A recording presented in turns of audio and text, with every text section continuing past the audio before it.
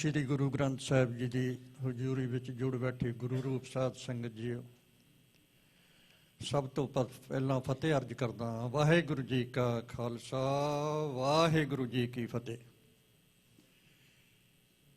ये तो मेरे साथी सारे स्थापित कवि ने, मैं तो बस कदे कदे तुकबंदी जे कर लेना। जे सो जे तुहानू पसंद आए तो दासरे दे सिर ते अशीर भरिया हथ रखना ताकि अगे तो कुछ चंगा कर सकां। सो मैं अर्ज करन लगा जी बैसाखी ते ही कविता एक मेरी। सो केसगढ़ दे वड्डे मैदान अंदर, केसगढ़ दे खुले मैदान अंदर सजिया होया एक भारा दीवान है सी।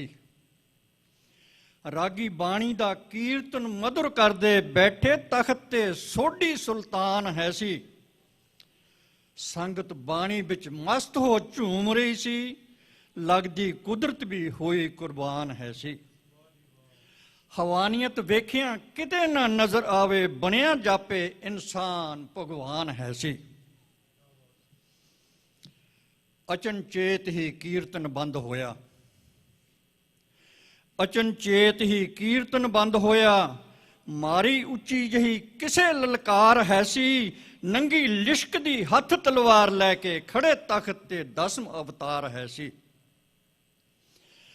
ते कड़क के कहा दशमेश जी ने, मैनू पै गई लोड़ अज सीस दीए। कोई उठो ते मौत नू गल लाओ, खड़ी हसदी मौत उडीक दीए। सुनिया हुक्म जा दाते दा सारियां ने, सुनिया हुक्म जा दाते दा सारियां ने। थर थर कंबदे जान बचाउण दे लई, चारे पासे ही चुप ने लाया डेरा। कोई उठे ना आण बचाउण दे लई। जेड़े बैठे सी चिरां दी आस ला के, कड़ाह प्रसाद नू छकण छकाउण दे लई। पिछां मुड़ के उन्हां ने देखिया ना, वक्त मिलिया जा पल्ला छडाउण दे लई। मेरे वर्गे भी इदां आए हुंदे जिहड़े प्रसाद छकणे आउंदे। सारे मुर्दियां वांग खामोश हो गए, सारे मुर्दियां वांग खामोश हो गए। कोई उठे ना जान गवाउण दे लई, कोई सामने लिश्कदी चंडका नूं होवे त्यार ना खून पिआउण दे लई। एक पासियों उठ दरबार विचों, एक पासियों उठ दरबार विचों हौली हौली कोई अगां नूं आ रहा है। हथ जोड़ के गल विच पा पल्ला इदां हौली जे अर्ज सुना रहा है। मेरे दाता मैं तेरे हाँ भेंट करदा, लवो धड़ तो सीस उतार मेरा। रुसदी रुस जावे मेरी ये जिंदड़ी भी है, पर निभ जाए प्यारे नाल प्यार मेरा। खुशी यार दी खुशी नाल सदा हुंदी, खुश हो जाए अज दिलदार मेरा। मेरी तुच्छ जही भेंट मंजूर हो जाए, बेड़ा भवजलों हो जाए पार मेरा। लेखे ला दिओ कौम दे सिर मेरा, लेखे ला दिओ कौम दे सिर मेरा। हौला हो जाए कर्ज दा भार मेरा। किरपा करके ये शीस उतार लैवो, पल्ला हो जाए पाक सरकार मेरा। 10वें पातशाह सिख नूं नाल लैके, 10वें पातशाह सिख नूं नाल लैके लगे नाल दे तंबू विच जामदे ने। लहू लिबड़ी हथ तलवार लैके दूजे सिर दी मंग फरमामदे ने। दूजी वारी भी एक जवान सोहना उठ के चुमदा, हस तलवार ओदी।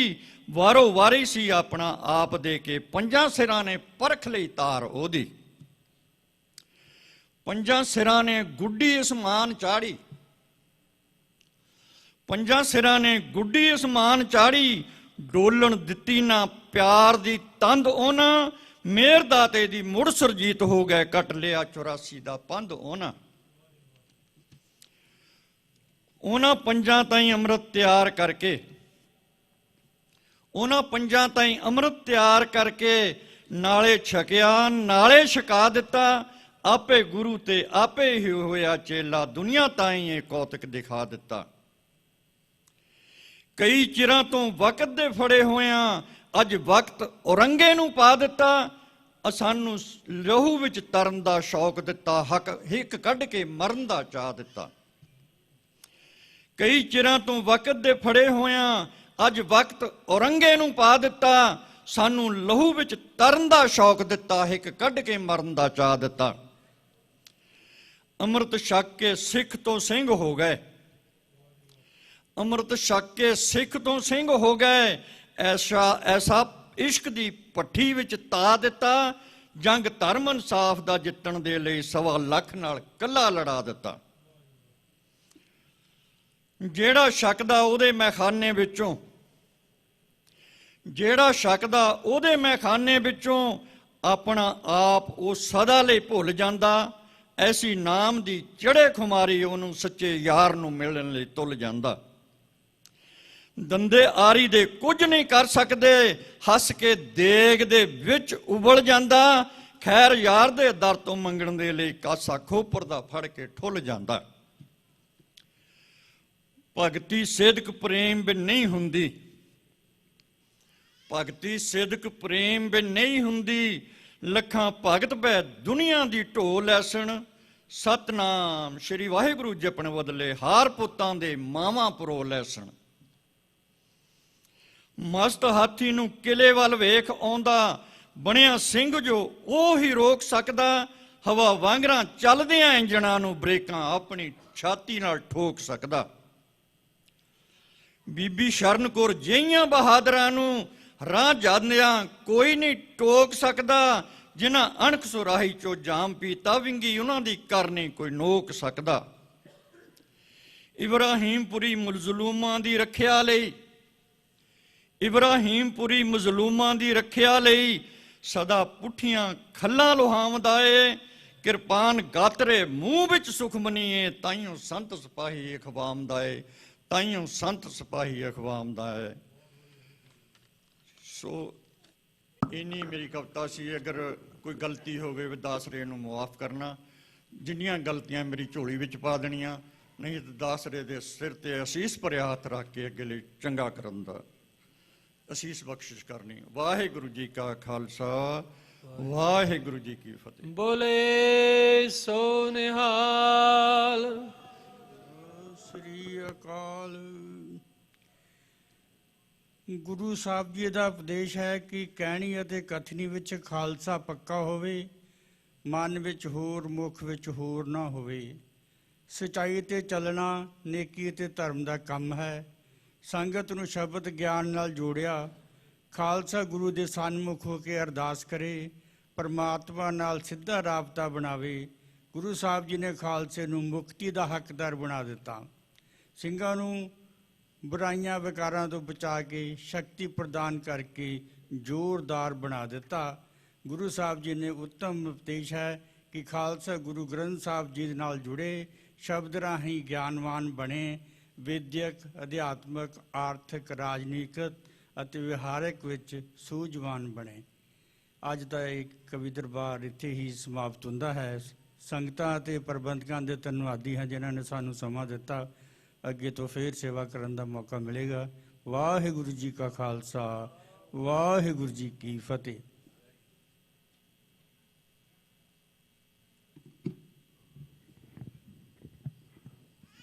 ਧੰਨ ਧੰਨ ਗੁਰੂ ਗ੍ਰੰਥ ਸਾਹਿਬ ਜੀ ਦੀ ਗੋਦਾਂ ਨਿਕਮਾਂ ਰਹੀ ਸਾਧ ਸੰਗਤ ਜੀ। ਵਾਹਿਗੁਰੂ ਜੀ ਕਾ ਖਾਲਸਾ, ਵਾਹਿਗੁਰੂ ਜੀ ਕੀ ਫਤਿਹ। ਧੰਨਵਾਦੀ ਹਾਂ ਜੀ ਜੋ ਕਵੀ ਆਪਣਾ ਲਿਖਤਾਂ ਸੰਗਤਾਂ ਦੇ ਅੱਗੇ ਪੇਸ਼ ਕੀਤੀਆਂ। ਵਿਸਾਖੀ ਦੇ ਮੌਕੇ ਦੇ ਉੱਤੇ ਇਹ ਅਸੀਂ ਬਹੁਤ ਹੀ ਗੁਰਦੁਆਰਾ ਪ੍ਰਬੰਧਕ ਕਮੇਟੀ ਵੱਲੋਂ, ਗੁਰੂ ਘਰ ਦੀ ਸਾਧ ਸੰਗਤ ਵੱਲੋਂ ਇਹਨਾਂ ਦੇ ਧੰਨਵਾਦੀ ਹਾਂ ਜੀ।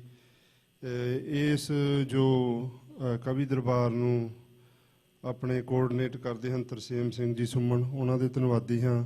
ਉਹ ਆਪਣੇ ਆਪ ਆ ਕੇ ਸਾਰੇ ਕਵੀਆਂ ਨਾਲ ਰਾਬਤਾ ਕਾਇਮ ਕਰਕੇ ਤੇ ਕਵੀ ਇੱਥੇ ਗੁਰੂ ਦਰਬਾਰ ਦੇ ਵਿੱਚ ਆਪਣੀਆਂ ਕਵਿਤਾਵਾਂ ਪੇਸ਼ ਕਰਦੇ ਹਨ। ਅਸੀਂ ਧੰਨਵਾਦ ਹਾਂ ਜੀ ਪਰਵਾਨਾ ਜੀ ਦਾ, ਤਰਲੋਚਨ ਸਿੰਘ ਜੀ ਦਫਾਲਪੁਰੀ, ਨੂਰਪੁਰੀ ਜੀ ਦਾ ਤੇ ਅਮਰਜੀਤ ਸਿੰਘ ਇਬਰਾਹਿਮਪੁਰੀ ਜਿਹੜੇ ਕਵੀਆਂ ਨੇ ਇਸ ਕਵੀ ਦਰਬਾਰ ਦੇ ਵਿੱਚ ਹਿੱਸਾ ਲਿਆ।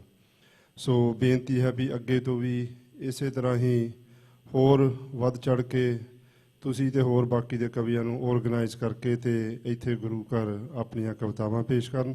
ਸੋ ਫਿਰ ਧੰਨਵਾਦੀ ਕੀਤਾ ਜਾਂਦਾ ਸੀ, ਗੁਰੂ ਘਰ ਵੱਲੋਂ ਇਹਨਾਂ ਨੂੰ ਸਨਮਾਨਿਤ ਕੀਤਾ ਜਾ ਰਿਹਾ ਹੈ। ਸੋ ਬੇਨਤੀ ਕਰਦੇ ਹਾਂ ਵੀ ਸਾਰੇ ਕਵੀ ਗੁਰੂ ਘਰ ਵੱਲੋਂ ਆਪਣਾ ਸਨਮਾਨਿਤ ਪ੍ਰਵਾਨ ਕਰਨ ਜੀ। ਆਪਣੇ ਦਪਾਲਪੁਰੀ ਜੀ ਆ ਜਾਣ ਜੀ।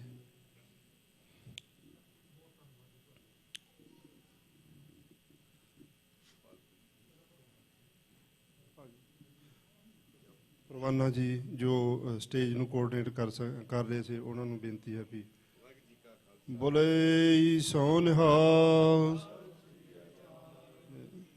ਤਰਲੋਚਨ ਸਿੰਘ ਜੀ ਦਪਾਲਪੁਰੀ ਜੀ।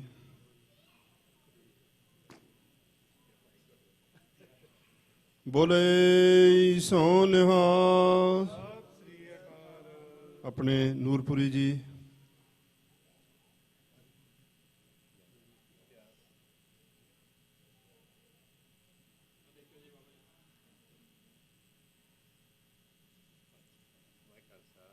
ਬੋਲੇ ਸੋ ਨਿਹਾਲ।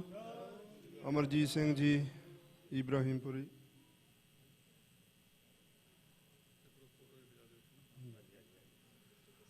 ਬੋਲੇ ਸੋ ਨਿਹਾਲ। ਤਰਸੇਮ ਸਿੰਘ ਜੀ ਸੁਮਨ ਜੋ ਇਸ ਨੂੰ ਆਰਗੇਨਾਈਜ਼ ਕਰਨ ਦੇ ਵਿੱਚ ਹਿੱਸਾ ਲੈਂਦੇ ਆ ਜੀ। ਬੋਲੇ ਸੋ ਨਿਹਾਲ। ਹਾਂਜੀ ਇੱਥੇ ਇੱਥੇ ਮੈਂ ਨਾਲ ਇੱਧਰ ਹੋ ਜਾਓ ਤੁਸੀਂ।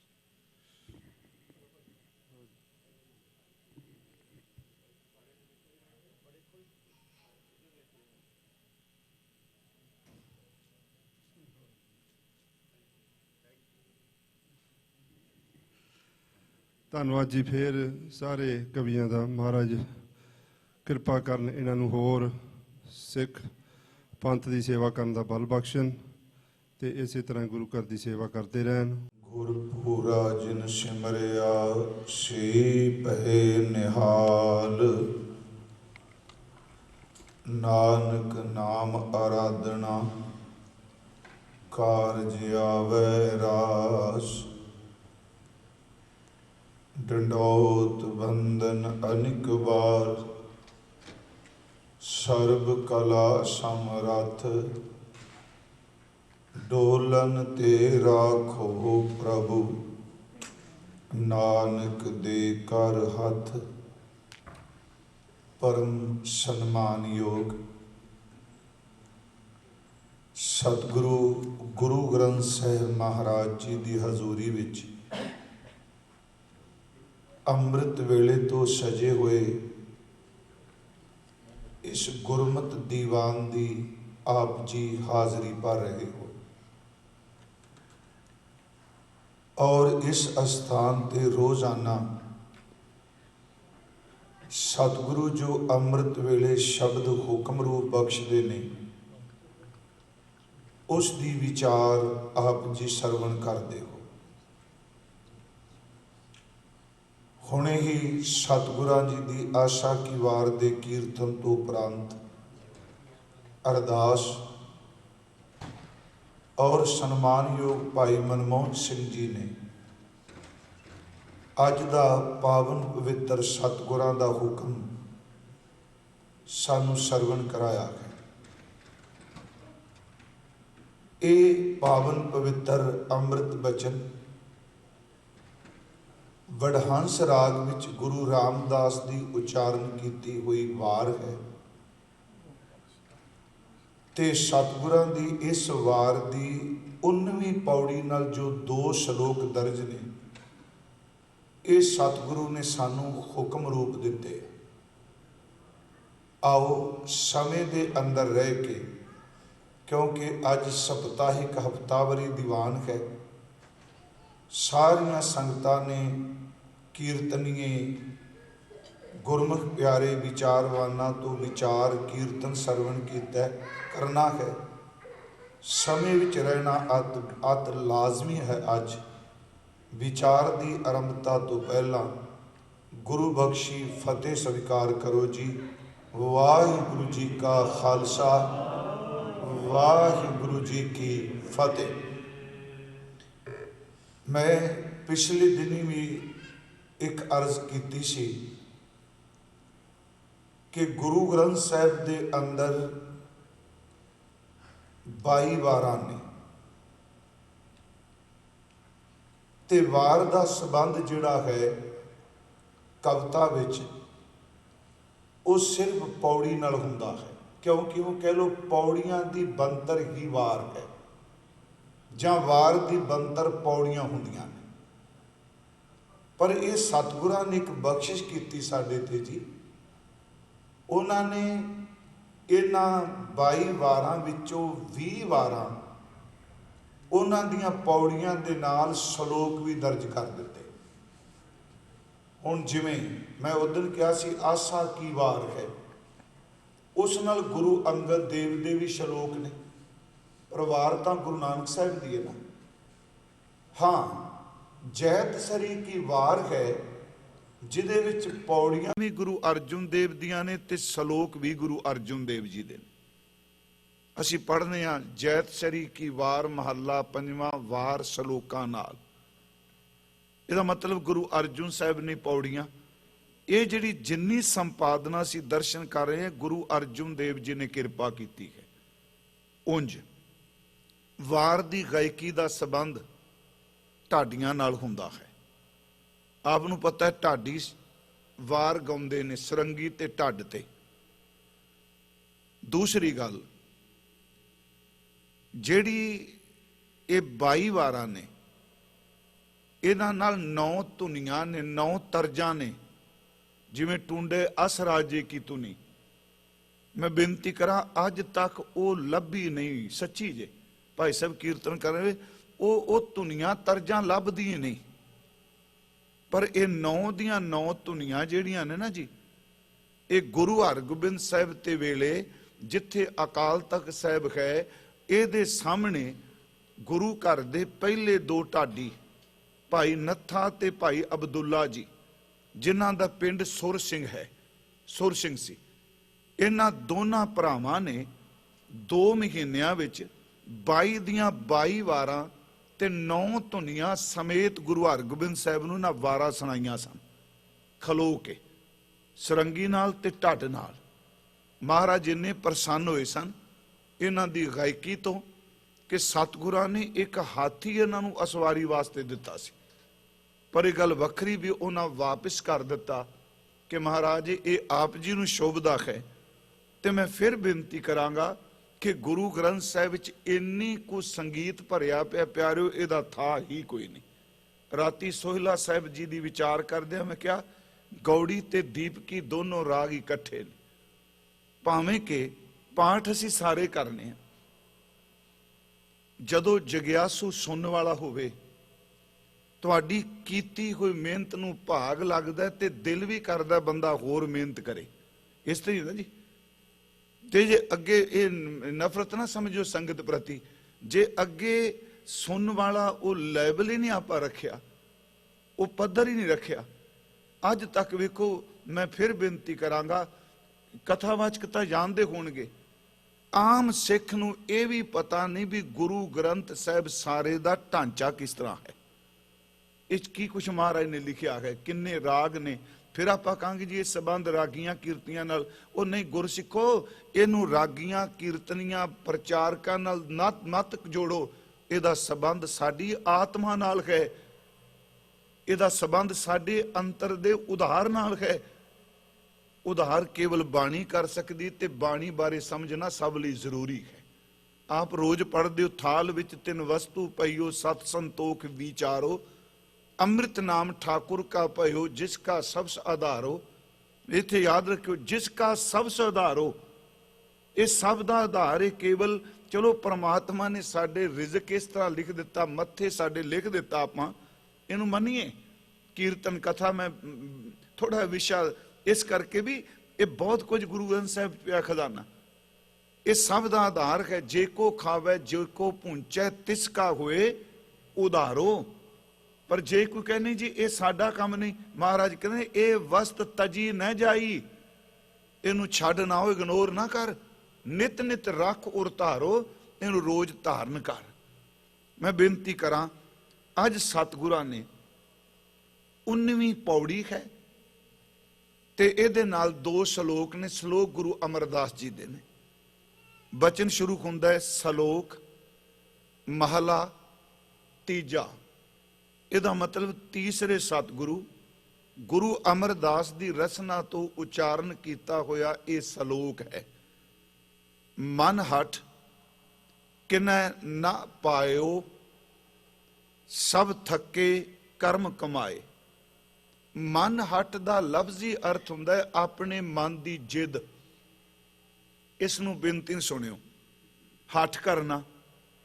ਗੁਰੂ ਸਾਹਿਬ ਕਹਿੰਦੇ ਨੇ ਆਪਣੇ ਮਨ ਦੇ ਹੱਠ ਕਰਕੇ ਕਿਸੇ ਨਹੀਂ ਪਾਇਆ।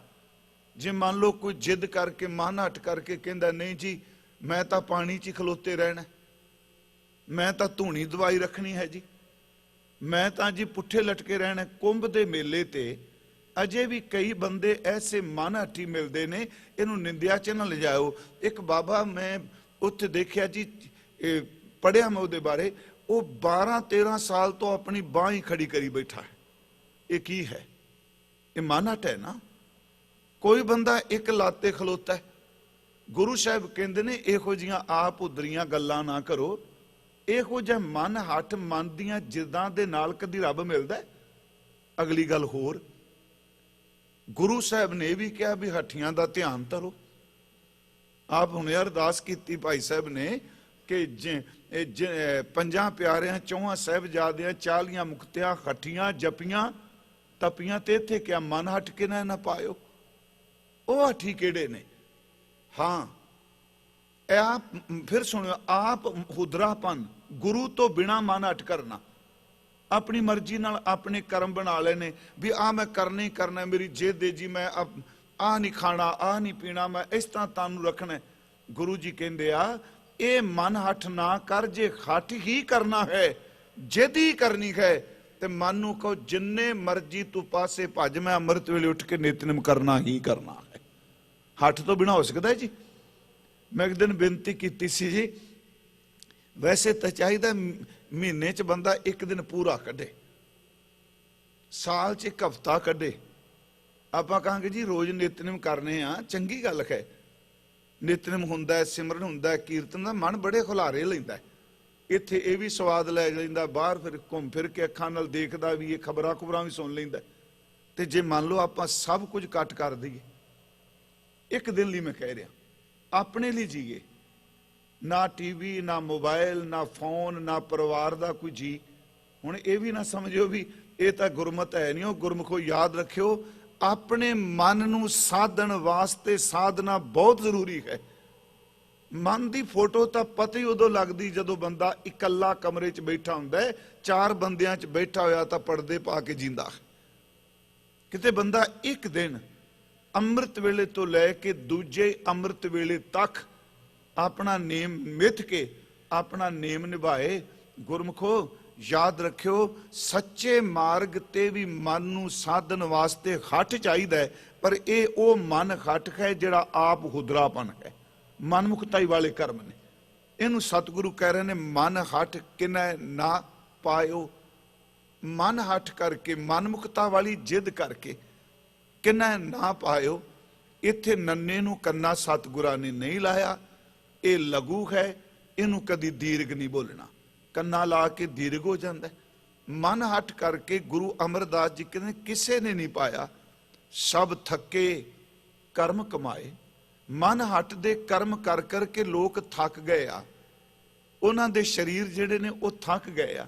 ਜਿਵੇਂ 2 ਸ਼ਲੋਕ ਨੇ, ਇੱਕ ਤਾਂ ਬਾਬਾ ਫਰੀਦ ਸਾਹਿਬ ਦਾ ਹੈ ਮਨ ਹੱਠ ਬਾਰੇ, ਉਹਦੀ ਵਿਆਖਿਆ ਗੁਰੂ ਨਾਨਕ ਸਾਹਿਬ ਨੇ ਕੀਤੀ ਹੈ।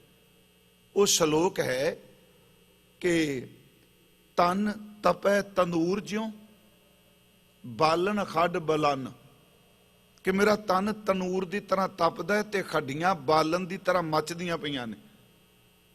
ਪੈਰੀ ਥੱਕਾਂ ਜੇ ਮੈਂ ਪੈਰਾਂ ਨਾਲ ਥੱਕ ਜਾਵਾਂ ਤੇ ਹੱਠ ਕਰਕੇ ਮੈਂ ਸਿਰ ਪਰਨੇ ਹੋ ਕੇ ਤੁਰ ਪਈ ਨਾ, ਪੈਰੀ ਥੱਕਾਂ ਸਿਰ ਜੁਲਾਂ ਜੇ ਮੁਪਰੀ ਮਿਲਨ, ਜੇ ਪਿਆਰਾ ਮਿਲ ਜਾ ਹੱਠ ਹੈ ਨਾ। ਅੱਗੇ ਗੁਰੂ ਜੀ ਕਹਿੰਦੇ ਨੇ ਤਨ ਨਾ ਤਪਾਏ ਤਨੂਰ ਜਿਉ ਮਨ ਹਟ ਕੇ ਨਾ ਪਾਇਓ। ਇਸ ਤਰ੍ਹਾਂ ਨਹੀਂ ਆਪਣੇ ਤਨ ਨੂੰ ਕਿਉਂ ਤਪਾਣਾ ਹੈ ਤੰਦੂਰ ਦੀ ਤਰ੍ਹਾਂ। ਤਨ ਨਾ ਤਪਾਏ ਤਨੂਰ ਜੋ ਬਾਲਣ ਖੱਟ ਨਾ ਹੱਦ ਨਾ ਬਾਲ, ਸਿਰ ਪੈਰੀ ਕਿਆ ਫੇੜਿਆ ਅੰਦਰ ਪਿਰੀ ਸੰਭਾਲ ਨਿਹਾਲ। 2 ਵਾਰੀ ਸ਼ਲੋਕ ਹੁੰਦਾ ਪਾਠ ਭੇਦ ਹੈ।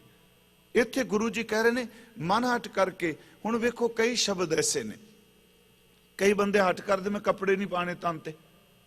ਯਾਦ ਰੱਖਿਓ ਬੜੇ ਸਾਧੂ ਇਸ ਤਰ੍ਹਾਂ ਹੀ ਮਿਲਦੇ ਨੇ। ਤੇ ਸੱਚੇ ਪਾਤਸ਼ਾਹ ਨੇ ਕਿਹਾ ਨਗਨ ਫਿਰਤ ਜੋ ਪਾਈਐ ਜੋਗ ਬਨ ਕਾ ਮਿਰਗ ਮੁਰਕਤ ਸਭ ਹੋਦ। ਬਨ ਕਾ ਮਿਰਗ ਮੁਕਤ ਸਭ ਹੋਗ। ਆ ਜੰਗਲ ਦੇ ਸਾਰੇ ਮਿਰਗ ਅੱਜ ਤੱਕ ਬ੍ਰਾਹਮੀ ਗਿਆਨੀ ਹੋ ਜਾਂਦੇ, ਇਹਨਾਂ ਨੂੰ ਕਿਹੜੇ ਕੋਈ ਸਟੋਰਾਂ 'ਚੋਂ ਕੱਪੜੇ ਲਾ ਕੇ ਦਿੰਦੇ ਤੁਸੀਂ ਪਾਲੋ, ਹਾਠੀ ਹੈ ਨਾ। ਇੱਥੋਂ ਤੱਕ ਮਹਾਰਾਜ ਜੀ ਨੇ ਕਿਹਾ ਨਹੀਂ, ਕਈ ਐਸੇ ਨੇ ਜੇ ਨੰਗੇ ਪੈਰੀ ਤੁਰੇ ਫਿਰ ਹਾਠੇ ਨਾ। ਗੁਰੂ ਜੀ ਕਹਿੰਦੇ ਆ ਬਾਂਦਰਾ ਸਦੀਪ ਮੈਂ ਨਾਂਗੀ ਫਿਰਤ ਹੈ। ਗੁਰੂ ਗੋਬਿੰਦ ਸਿੰਘ ਕਹਿੰਦੇ ਬਾਂਦਰ ਤਾਂ ਜੁੱਤੀ ਵੀ ਕੋਈ ਨਹੀਂ ਪਾਉਂਦਾ, ਨੰਗੇ ਪੈਰੀ ਦੌੜਦਾ। ਮੇਰੇ ਕਹਿਣ ਤੋਂ ਮੁਰਾਦ ਇਹੋ ਜਿਹੇ ਜਿਹੜੇ ਕਰਮ ਨੇ ਨਾ, ਇਹਨਾਂ ਤੋਂ ਰੋਕ ਕੇ ਗੁਰੂ ਜੀ ਕਹਿ ਰਹੇ ਆ ਕਿ ਥੱਕ ਜਾਏਗਾ, ਸਰੀਰ ਥੱਕ ਜਾਏਗਾ, ਤੇਰੇ ਸਰੀਰ ਦੀ એનર્ਜੀ ਵੇਸਟ ਹੋ ਰਹੀ ਹੈ ਕਿ ਮਨ ਹਟ ਭੇਖ ਕਰ ਭਰਮ ਦੇ। ਹੁਣ ਜਿਹੜਾ ਬੰਦਾ ਮਨ ਹਟ ਕਰਦਾ ਹੈ ਨਾ, ਉਹਦਾ ਫਿਰ ਅੱਗੋਂ ਭੇਖ ਚੱਲ ਪੈਂਦਾ, ਉਹਦਾ ਆਪਣਾ ਡੇਰਾ ਚੱਲ ਪੈਂਦਾ। ਹਾਂਜੀ, ਉਹ ਵੀ ਸਾਡੇ ਬਾਬਾ ਜੀ ਜੇ ਚਿੱਟੇ ਕੱਪੜੇ ਪਾਏ ਚਿੱਟੀ ਪਾਣੇ ਨੇ। ਮੈਂ ਤਾਂ ਕਿ ਇੱਥੋਂ ਤੱਕ ਵੇਖਿਆ ਪਰਨਾ ਵੀ ਉਹੋ ਜਿਹਾ, ਖੰਗੂਰਾ ਵੀ ਉਹੋ ਜਿਹਾ ਮਾਰਦੇ ਨੇ, ਬਹਿੰਦੇ ਵੀ ਉਸ ਤਰ੍ਹਾਂ ਨੇ। ਉਹ ਨਹੀਂ ਗੁਰਮੁਖੋ, ਇਹ ਮਨ ਹਟ ਦੇ ਭੇਖ ਕਰਨ ਨਾਲ ਮਿਲ ਜੂਗਾ। ਮਨ ਹਟ ਭੇਖ ਕਰ ਭਰਮ ਦੇ ਦਾ ਭਟਕ ਗਏ ਨੇ ਰਾਹ ਤੋਂ। ਦੁੱਖ ਪਾਇਆ ਦੂਜੇ ਪਾਏ, ਇਹ ਦੂਜੇ ਭਾਵ ਵਿੱਚ ਦਵੈਤ ਚ ਵਿਸ਼ਵਾਸ ਗਿਆ। ਸਟੋਕਟਨ ਇਸ ਵਾਰੀ ਮੈਂ ਕਥਾ ਕਰਦਿਆਂ ਸਵਈਏ ਸਤਿਗੁਰਾਂ ਦੇ ਆਪਾਂ ਮਹਾਰਾਜ ਨੇ ਕਥਾ ਕਰਾਈ। ਪਹਿਲਾ ਸਵਈਆ ਤੁਸੀਂ ਚਲੋ ਆਪਾਂ ਸਾਰੇ ਰੋਜ਼ ਨੇਤਨਮ ਚ ਪੜ੍ਹਨੇ ਆ। ਸਰਾਵਗ ਸੁਧ ਸਮੂਹ ਸਿਧਾਨ ਕੇ ਦੇਖ ਫਿਰਿਓ ਕਰ, जोग जति के सूर सुरार्दन शुद्ध सुधादक संत समूह अनेक मति के, सारे देश को देख रहे हो मत को न देखित प्राणपति के, श्री भगवान की पाए कृपा होते एक रति बिन एक रति के। पहला सोइया है ਇਹਦੇ अर्थ ने ਜਿਹੜਾ ਮਨ ਅਟਕੇ ਨਾ ਪਾਇਓ। ਸ਼ਰਾਵਗ, ਸ਼ਰਾਵਗ ਅਸਲ ਚ ਲਫ਼ਜ਼ ਹੈ ਸ਼ਰਾਵਕ, ਸ਼ਰਾਵਕ ਦਰ ਤੇ ਸੁਣਨ ਵਾਲਾ। ਇਹਦੇ ਅਰਥ ਸਾਡੇ ਕੋਸ਼ਕਾਰਾਂ ਨੇ ਜਿਹੜੇ ਕੀਤੇ ਨੇ। ਸ਼ਰਾਵਕ ਦਰ ਤੇ ਬੋਧੀ ਭਿਕਸ਼ੂ ਤੇ ਜੈਨੀ ਸਰੇਵੜੇ। ਹੱਠ ਉਹ ਵੀ ਬੜਾ ਕਰਦੇ, ਯਾਦ ਰੱਖਿਓ, ਜੈਨੀ ਬਹੁਤ ਹੱਠ ਕਰਦੇ ਆ, ਪਰ ਹੁਣ ਉਹ ਵੀ ਇਹ ਰਲ ਗਏ ਸਾਰਿਆਂ ਵਿੱਚ ਨਾ। ਉਹ ਵੈਸੇ ਕੰਦ ਬੂਲ ਨਹੀਂ ਖਾਂਦੇ। ਜਿਹੜਾ ਸਹੀ ਜੈਨੀ ਹੈ ਨਾ, ਜਿਹੜੀ ਚੀਜ਼ ਤਾਂ ਮਿੱਟੀ ਵਿੱਚ ਪਲਰਦੀ ਉਹਨੇ ਨਹੀਂ ਖਾਣੀ। ਆਲੂ ਨਹੀਂ ਖਾਣਾ, ਅਦਰਕ ਨਹੀਂ ਖਾਣਾ, ਗੰਢਾ ਨਹੀਂ ਖਾਣਾ, ਪਿਆਜ਼ ਨਹੀਂ ਖਾਣਾ। ਜਿਹੜੇ ਸਹੀ ਜੈਨੀ ਸਨ ਤੇ ਦਿਨ ਛਪਣ ਤੋਂ ਪਹਿਲਾਂ ਰੋਟੀ ਖਾ ਲੈਣੀ। ਤੇ ਮੈਂ ਬੇਨਤੀ ਕਰਾਂਗਾ ਬੋਧੀ ਭਿਕਸ਼ੂ ਤੇ ਜੈਨੀ ਸਰੇਵੜੇ, ਮਹਾਰਾਜ ਕਹਿੰਦੇ ਮੈਂ ਦੇਖੇ ਨੇ। ਸ਼ਰਾਵਕ ਸੁੱਧ ਜਿਹੜੇ ਆਪਣੇ ਆਪ ਨੂੰ ਕਹਿੰਦੇ ਪੁੰਨ ਆਤਮਾਵਾਂ, ਅਸੀਂ ਬਿਲਕੁਲ ਅੰਦਰੋਂ ਪਵਿੱਤਰ ਹਾਂ, ਸਾਡੇ ਨੇੜੇ ਕੋਈ ਨਾ ਲੱਗੇ। ਮਹਾਰਾਜ ਕਹਿੰਦੇ ਉਹ ਵੀ ਦੇਖੇ ਆ। ਸੁਣਿਓ, ਸ਼ਰਾਵਕ ਸੁੱਧ ਸਮੂਹ ਸਿਧਾਨ ਕੇ, ਅੱਜ ਇਹਦਾ ਵੀ ਜ਼ਿਕਰ ਹੈ। ਸਿਧਾਨ ਦਾ ਅਰਥ ਹੈ ਜਿਹੜੇ ਰਿੱਧੀਆਂ ਸਿੱਧੀਆਂ ਤੱਕ ਪਹੁੰਚ ਚੁੱਕੇ ਆ, ਪੁਗੇ ਹੋਏ ਸਿੱਧ, ਜਿਹੜੇ ਵਾਕਈ ਬਹੁਤ ਕਰਾਮਾਤੀ ਨੇ। ਸ਼ਰਾਵਕ ਸੁੱਧ ਸਮੂਹ ਸਿਧਾਨ ਕੇ, ਦੇਖ ਫਿਰਿਓ ਘਰ, ਘਰ ਦਾ ਅਰਥ ਡੇਰੇ। ਮਹਾਰਾਜ ਕਹਿੰਦੇ ਮੈਂ ਘੁੰਮ ਕੇ ਦੇਖਿਆ। ਗੁਰੂ ਗੋਬਿੰਦ ਸਿੰਘ ਕਹਿੰਦੇ ਦੇਖ ਫਿਰਿਓ ਕਰ ਜੋਗ ਜਤੀ ਕੇ, ਜੋਗੀ ਵੀ ਦੇਖੇ, ਜਦੀ ਵੀ ਦੇਖੇ। ਸੂਰ, ਇੱਥੇ ਸੂਰ ਦਾ ਲਫ਼ਜ਼ੀ ਅਰਥ ਹੈ ਜੀ ਇਹ ਆਪਣਾ ਸੂਰਮਾ, ਕਿਉਂਕਿ ਗੁਰਬਾਣੀ ਚ ਸੂਰ ਦਾ ਅਰਥ ਸੂਰਜ ਵੀ ਆਇਆ। ਕਿਤੇ ਇੰਦ ਚੰਦ ਸੂਰ ਕਿਤੇ। ਮਹਾਰਾਜ ਕਹਿੰਦੇ ਸੂਰਮੇ ਵੀ ਦੇਖੇ। ਸੁਰਾਰਦਨ, ਇਹ ਦੋ ਸ਼ਬਦ ਨੇ। ਸੁਰ ਆਰਦਨ, ਸੁਰ ਮੀਨਜ ਦੇਵਤਾ, ਆਰਦਨ ਦਾ ਅਰਥ ਕੱਟਣਾ, ਜਿਹੜਾ ਦੇਵਤਿਆਂ ਦਾ ਸਿਰ ਕੱਟੇ ਦਾ ਮਤਲਬ ਦੈਂਤ। ਮਹਾਰਾਜ ਦੀ ਪੋਇਟਰੀ ਬੜੇ ਕਮਾਲ ਦੀ। ਸੂਰ ਸੁਰਾਰਦਨ ਸ਼ੁੱਧ, ਜਿਹੜੇ ਕਹਿੰਦੇ ਅਸੀਂ ਬਿਲਕੁਲ ਪਵਿੱਤਰ ਹਾਂ, ਸੁਚਮਤਾ ਰੱਖਦੇ। ਸੂਰ ਸੁਰਾਰਦਨ ਸ਼ੁੱਧ ਸੁਧਾਇਦਕ ਸੰਤ ਸਮੂਹ ਅਨੇਕ ਮਤੀ ਕੇ, ਅਨੇਕਾਂ ਮਤਾਂ ਦੇ ਸੰਤ ਦੇਖੇ। ਪਰ ਸਤਿਗੁਰੂ ਜੀ ਆਖਰ ਕਮਾਈ ਥੋੜੀ, ਕਿੰਨਾ ਹੱਠ ਕੀਤਾ। ਗੁਰੂ ਸਾਹਿਬ ਕਹਿੰਦੇ ਕੀਤਾ ਹੱਠ, ਪਰ ਸਾਰੇ ਦੇਸ਼ ਕੋ ਦੇਖ ਰਹੇ ਹੋ ਮਤ ਕੋ ਨਾ ਦੇਖੀਅਤ ਪ੍ਰਾਣਪਤੀ ਕੇ, ਪ੍ਰਾਣਾਂ ਦੇ ਪਤੀ ਦੀ ਤੇ ਗੱਲ ਹੀ ਕੋਈ ਨਹੀਂ ਕਰ ਰਿਹਾ। ਹੱਠ ਦੀ ਇਹ ਭੇਖ ਦੀ, ਸੱਚੇ ਪਾਤਸ਼ਾਹ ਜਿਹੜਾ ਇੰਨਾ ਹੱਠ ਕੀਤਾ ਦਾ ਕੋਈ ਫਲ ਮਿਲੂਗਾ? ਸਤਿਗੁਰੂ ਕਹਿੰਦੇ ਸ੍ਰੀ ਭਗਵਾਨ ਕੀ ਭਾਏ ਕਿਰਪਾ ਹੂੰ ਤੇ, ਪਰਮਾਤਮਾ ਦੇ ਪ੍ਰਤੀ ਸ਼ਰਧਾ ਪ੍ਰੇਮ, ਉਹਦੀ ਕਿਰਪਾ ਤੋਂ ਬਿਨਾ, ਅਗਲੀ ਤੁਕ ਧਿਆਨ ਨਾਲ ਸੁਣਿਓ, ਏਕ ਰਤੀ ਬਿਨ, ਇੱਥੇ ਰਤੀ ਦਾ ਅਰਥ ਰੱਤੇ ਜਾਣ ਤੋਂ ਬਿਨਾ, ਸਿਮਰਨ ਚ ਰੰਗੇ ਜਾਣ ਤੋਂ ਬਿਨਾ। ਅੱਗੇ ਹੈ ਏਕ ਰਤੀ ਕੇ, ਰੱਤੀ ਤੇ ਰਤੀ, ਰਤੀ ਦਾ ਅਰਥ ਰੰਗੇ ਜਾਣਾ, ਤੇ ਰਤੀ 8 ਚੌਲਾਂ ਦੇ ਤੋਲ ਦਾ ਜਿਹੜਾ ਵਜਨ ਹੁੰਦਾ ਸੀ ਉਹਨੂੰ ਰੱਤੀ ਕਹਿੰਦੇ ਹੁੰਦੇ ਆ। ਇਹ ਸੁਨਿਆਰੇ ਵਰਦੇ ਹੁੰਦੇ, ਤੋਲਾ ਰੱਤੀ ਮਾਸਾ। ਇੱਥੇ ਮਹਾਰਾਜ ਕਹਿੰਦੇ 8 ਚੌਲਾਂ ਦੇ ਵਜਨ ਜਿੰਨੀ ਉਹਦੀ ਕੀਮਤ ਨਹੀਂ, ਜਿਹੜਾ ਮਨ ਹਟ ਕਰਦਾ ਨਾਮ ਚ ਤੇ ਰੰਗੇ ਹੀ ਨਹੀਂ। ਉਹੀ ਸਤਿਗੁਰੂ ਕਹਿ ਰਹੇ ਨੇ, ਮਨ ਹਟ ਕਿਨਾ ਨਾ ਪਾਇਓ ਸਭ ਥੱਕੇ ਕਰਮ ਕਮਾਏ, ਮਨ ਹਟ ਭੀ ਕਰ ਭਰਮ ਦੇ, ਦੁੱਖ ਪਾਇਆ ਦੂਜੈ ਭਾਏ। ਉਹ ਅੰਦਰੋਂ ਦਵੈਸ਼ ਹੀ ਹੈ, ਈਰਖੇ ਪੈਦਾ ਹੋ ਰਹੀ ਹੈ। ਅੱਗੇ ਜੀ ਮਹਾਰਾਜ ਆਖਰ ਮਨ ਹਟ ਕਰਕੇ ਇਹਨਾਂ ਨੂੰ ਰਿੱਧੀਆਂ ਸਿੱਧੀਆਂ ਇਕਾਗਰਤਾ ਮਿਲ ਜਾਂਦੀ। ਗੁਰੂ ਜੀ ਕਹਿੰਦੇ ਰਿੱਧ ਸਿੱਧ ਸਭ ਮੋਹ ਹੈ। ਕਹਿੰਦੇ ਜਿਵੇਂ ਬੰਦੇ ਦੀ ਪੈਸੇ ਨਾਲ ਪਕੜ ਹੈ ਨਾ, ਪਰਿਵਾਰ ਨਾਲ ਪਕੜ ਹੈ। ਗੁਰਮੁਖੋ ਯਾਦ ਰੱਖਿਓ, ਜਿਨ੍ਹਾਂ ਕੋ ਰਿੱਧੀਆਂ ਸਿੱਧੀਆਂ ਨੇ ਪਕੜ, ਉਹਨਾਂ ਦੀ ਵੀ ਸੰਸਾਰ ਦੀ ਤਰ੍ਹਾਂ ਹੀ ਹੈ। ਹਾਂਜੀ, ਉਹਨਾਂ ਉਹਦਾਂ ਤੇ ਕਬਜ਼ਾ ਕਰੀ ਬੈਠੇ ਨੇ। ਦੇਖੋ ਇੱਕ ਨਾ ਸਤਿਗੁਰੂ ਗੁਰੂ ਨਾਨਕ ਸਾਹਿਬ ਜਦੋਂ ਸਿੱਧਾਂ ਨੂੰ ਮਿਲਦੇ ਆ, ਭਾਈ ਸਾਹਿਬ ਨੇ ਬਚਨ ਕੀਤਾ ਹੈ ਨਾ, ਸਿੱਧੀ ਮਨੇ ਵਿਚਾਰਿਆ ਦਰਸ਼ਨ ਕਿਵੇਂ ਇਹ ਲੇਵੈ ਬਾਲਾ, ਐਸਾ ਜੋਗੀ ਕਲੀ ਮੈਂ ਹਮਰੇ ਪੰਥ ਕਰੇ ਉਜਿਆਲਾ। ਉਹਦੇ ਵਿੱਚ ਕਹਿੰਦੇ ਖੱਪਰ ਦਿੱਤਾ ਨਾਥ ਜੀ, ਪਾਣੀ ਭਰ ਲੈਵਣ ਉੱਠ ਚਾਲਾ। ਉਹ ਕਰਾਮਾਤ ਉੱਤੇ ਵਿਖਾਣ ਲੱਗਿਆ। ਬਾਬਾ ਆਇਆ ਪਾਣੀਏ, ਡਿੱਠੇ ਰਤਨ ਜਵੇਖਰ ਲਾਲਾ। ਪਾਣੀ ਤਾਂ ਹੈ ਨਹੀਂ, ਉਹਨਾਂ ਕਰਾਮਾਤ ਨੂੰ ਉੱਥੇ ਹੀਰੇ ਮੋਤੀ ਜਵਾਹਰਾਤ ਬਣਾ ਦਿੱਤੇ। ਡਿੱਠੇ ਰਤਨ ਜਵੇਹਰ ਲਾਲਾ। ਅੱਗੇ ਭਾਈ ਸਾਹਿਬ ਕਹਿੰਦੇ ਆ, ਸਤਿਗੁਰੂ ਦੀ ਕਿਹੜੀ ਝਾਲ ਨਹੀਂ ਕੋਈ ਝੱਲ ਸਕਦਾ। ਸਤਿਗੁਰ ਅਗੰਮ ਆਗਾਦ ਪੁਰਖ ਹੈ, ਕਿਹੜਾ ਝੱਲੇ ਗੁਰੂ ਦੀ ਝਾਲਾ। ਅੱਗੇ ਕਹਿੰਦੇ ਫਿਰ ਆਇਆ ਗੁਰਨਾਥ ਜੀ, ਪਾਣੀ ਠੌੜ ਨਹੀਂ ਉਸ ਤਾਲਾ। ਸ਼ਬਦ ਜਿੱਤੀ ਸਿੱਧ ਮੰਡਲੀ, ਕੀਤੋਸ ਆਪਣਾ ਪਦ ਧਨਰਾਲਾ। ਮੈਂ ਬੇਨਤੀ ਕਰਾਂਗਾ ਕਿ ਸਤਿਗੁਰਾਂ ਨੇ ਇੱਥੇ ਇਹ ਕਿਹਾ ਵੀ ਜੇ ਮੰਨ ਲਓ ਰਿੱਧੀਆਂ ਸਿੱਧੀਆਂ, ਤੇ ਅੱਜ ਤੁਹਾਨੂੰ ਸੱਚੀ ਦੱਸਾਂ ਜੀ, ਇੱਕ ਪਾਸੇ ਨਾਮ ਚ ਰੱਤੀ ਹੋਈ ਆਤਮਾ ਭਾਣਾ ਮੰਨਣ ਵਾਲੀ ਕੀਰਤਨ ਕਰੇ, ਦੂਜੇ ਪਾਸੇ ਰਿੱਧੀਆਂ ਸਿੱਧੀਆਂ ਵਾਲਾ ਬਾਜ਼ੀਗਰ ਆ ਜਾ, ਸਾਰੇ ਲੋਕੀ ਉਹਦੇ ਕੋਲ ਤੁਰ ਜਾਣਗੇ, ਗੁਰਦੁਆਰੇ ਕਿਸੇ ਨਹੀਂ ਆਉਣਾ। ਕਿਉਂਕਿ ਲੋਕੀ ਪਸੰਦ ਕਰਦੇ ਆ ਬਾਹਰ ਦੀਆਂ ਗੱਲਾਂ। ਤਿਲਕੂ ਆ ਗੜ ਸ਼ੰਕਰ ਨਾ ਭਾਈ ਤਿਲਕਾ ਜੀ ਹੋਏ ਨੇ ਗੁਰੂ ਅਰਜਨ ਸਾਹਿਬ ਦੇ ਵੇਲੇ। ਉੱਥੇ ਇੱਕ ਜੋਗੀ ਨੇ ਸਾਧਨਾ ਕੀਤੀ ਤੇ ਉਹਨੇ ਕਿਹਾ ਜਿਹੜਾ ਮੇਰੇ ਦਰਸ਼ਨ ਕਰੇਗਾ ਉਹਨੂੰ ਸਵਰਗ ਦੀ ਪ੍ਰਾਪਤੀ ਹੋਵੇਗੀ। ਸ਼ਾਇਦ ਆਪਨੇ ਸੁਣਿਆ ਹੋਣਾ ਪਹਿਲਾਂ। ਲੋਕਾਂ ਦੀਆਂ ਭੀੜਾਂ ਜੀ, ਸਾਰੀ ਦੁਨੀਆ ਤੁਰ ਗਈ, ਉਹ ਕੱਲਾ ਬੈਠਾ ਰਿਹਾ। ਉਹ ਜੋਗੀ ਕਹਿੰਦਾ ਵੀ ਕੋਈ ਹੈ ਜਿਹੜਾ ਮੇਰੇ ਦਰਸ਼ਨਾਂ ਤੋਂ ਵਾਂਝਾ ਰਹਿ ਜਾਏ, ਤੇ ਜਿਹੜੇ ਇਹੋ ਜਿਹਾ ਕੰਮ ਕਰਦੇ ਨੇ ਡੇਰੇ ਸ਼ੇਰੇ, ਖਿਮਾ ਕਰਿਓ, ਉਹ ਬੰਦੇ ਬੰਦੇ ਤੇ ਨਜ਼ਰ ਰੱਖਦੇ ਨੇ, ਕੋਈ ਚੰਗਿਆੜੀ ਸਾਡੇ ਵਿਰੋਧ ਤੇ ਨਹੀਂ ਭੱਕ ਲੱਗਦੀ। ਉਹਨਾਂ ਕਿਹਾ ਜੀ ਇੱਕ ਤਿਲਕੂ ਨਹੀਂ ਆਇਆ।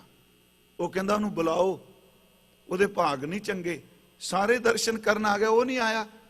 ਉਹਦੇ ਕੋਲ ਬੰਦੇ ਗਏ ਜੀ, ਵੀ ਆਓ ਜੀ ਬਾਬਾ ਜੀ ਨੇ ਤੁਹਾਨੂੰ ਖੁਦ ਬੁਲਾਇਆ ਜੀ, ਆ ਕੇ ਦਰਸ਼ਨ ਕਰ ਲਓ। ਲੋਕੀ ਤਾਂ ਉਹਨਾਂ ਦੀ ਭੀੜਾਂ ਲਾਈ ਬੈਠੇ ਆ। ਉਹ ਕਹਿੰਦਾ ਜੀ ਮੈਨੂੰ ਲੋੜ ਹੀ ਨਹੀਂ ਦਰਸ਼ਨਾਂ ਦੀ। ਉਹ ਕਹਿੰਦਾ ਹੱਦ ਹੋ ਗਈ, ਇੰਨੀ ਦੁਨੀਆ ਕਮਲੀ ਹੈ ਤੇ ਮੈਨੂੰ ਬਖਸ਼ ਦਿਆ, ਮੈਂ ਲਫ਼ਜ਼ ਵਰਤਨ ਲੱਗਾ, ਸੱਚੀ ਮੁੱਚੀ ਕਮਲੀ ਹੁੰਦੀ ਹੈ।